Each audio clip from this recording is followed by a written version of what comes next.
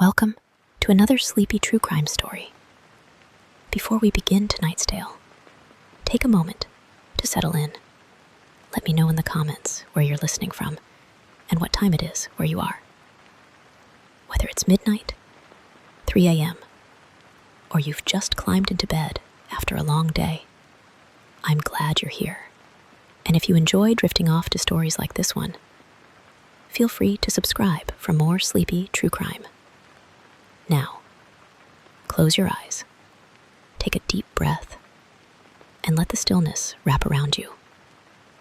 Because tonight, we follow the wheels of a white van into the endless highways of the American West. A journey filled with love, freedom, fear, and ultimately, tragedy. This is the heartbreaking and haunting case of Gabby Petito and Brian Laundrie. Gabby Petito was born on March 19th, 1999, in Blue Point, New York. Bright-eyed, free-spirited, she had a smile that felt like sunshine. Her love of travel, nature, and photography was more than a hobby. It was how she connected with the world. By 22, she'd fallen in love with Brian Laundrie. They were high school sweethearts. Their bond seemed strong. On Instagram, their lives looked perfect.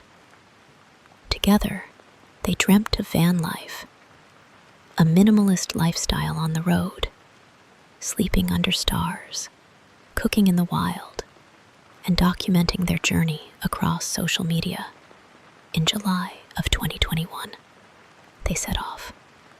Gabby in her dream van, Brian behind the wheel. Two young souls chasing sunsets across America. The journey began in Florida, where they lived with Brian's parents. From there, they drove west. Gabby documented it all. Photos of deserts, sunrises in Utah, hikes through national parks, smiles, laughter, and filtered joy. But behind the curated images, something darker was growing. They argued, often, and sometimes those arguments became public. August 12, 2021, a 911 call came in. A witness said they saw a man slapping a woman near a white van outside Arches National Park. That man was Brian. The woman was Gabby. When police arrived, body cam footage captured it all. Gabby was crying, visibly shaken.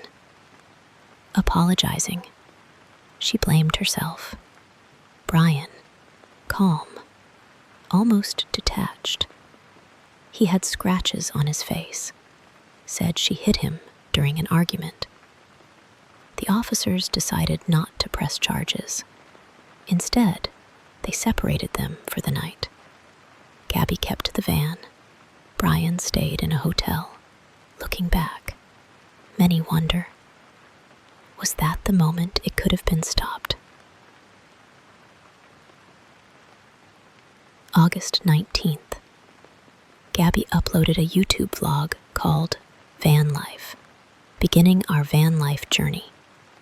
She seemed happy, glowing. But the internet didn't know that would be her last major upload. On August 25th, Gabby posted a photo from Grand Teton National Park in Wyoming. She texted her family that day too. Everything seemed okay. But after that, silence. No more texts, no more calls, no more photos. Just gone. Days passed. Then weeks. Gabby's mother, Nicole, grew frantic. she had been in constant contact with her daughter, until suddenly she wasn't. Her last text from Gabby felt strange, robotic. It read, "No service in Yosemite." But Gabby wasn't anywhere near Yosemite. On September 11th, the Petito family reported her missing. Their daughter was gone, and Brian was already home. Brian returned to Florida on September 1st. He drove the white van, alone. No one knew where Gabby was, and Brian wasn't talking. He hired a lawyer, refused to speak with police, refused to speak to Gabby's family. Then, on September 14th, he vanished. His parents said he went for a hike in the nearby Carlton Reserve and never returned. Now, 2 people were missing. The story exploded. TV, Twitter, TikTok, the hashtags. Asterisk, asterisk, hashtag find Gabby. And later, asterisk, asterisk, hashtag justice for Gabby. Flooded every corner of the internet. People combed through clues. Instagram photos, body cam footage, GPS data. Van life influencers shared tips. Online sleuths followed every step. Millions followed. But one question echoed louder than the rest. Where was Gabby? September 19th, 2021. In a remote area of the Bridger-Teton National Forest. Search crews found human remains. It was Gabby. She was gone. The coroner would later confirm manual strangulation. She had been dead for weeks. The nation held its breath, and Brian was still missing. As the investigation continued, more came to light. Texts between Gabby and her family hinted at emotional abuse. They had been arguing for months. Gabby's personality seemed to shrink over time. Once bubbly and energetic, she'd grown quieter, more anxious. Her best friends said she was isolated, manipulated, unhappy. And yet, she stayed. Like so many do, hoping love would be enough. For over a month, police, FBI, and volunteers searched for Brian Laundrie. The Carlton Reserve was swampy, dense, and dangerous. Snakes, alligators, mud thick as cement. And yet, nothing until October 20th. Brian's skeletal remains were found, just a few miles from his family's home. He had taken his own life. Next to his body was a notebook. Inside was a confession. In the water-damaged pages of Brian's notebook, he admitted to killing Gabby. He wrote that she was injured, that she was in pain, that he took her life to end her suffering. But authorities rejected that narrative.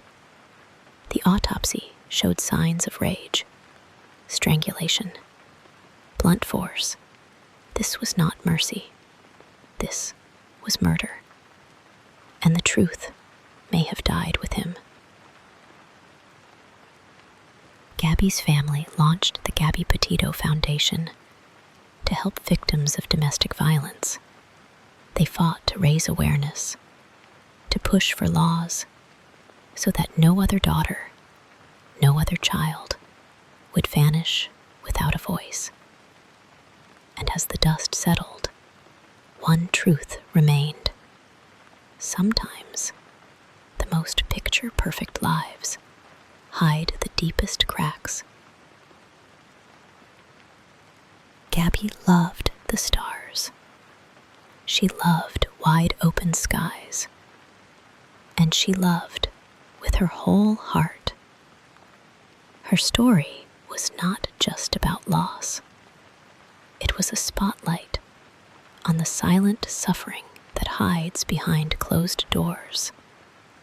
The tears no one sees. The screams that get silenced.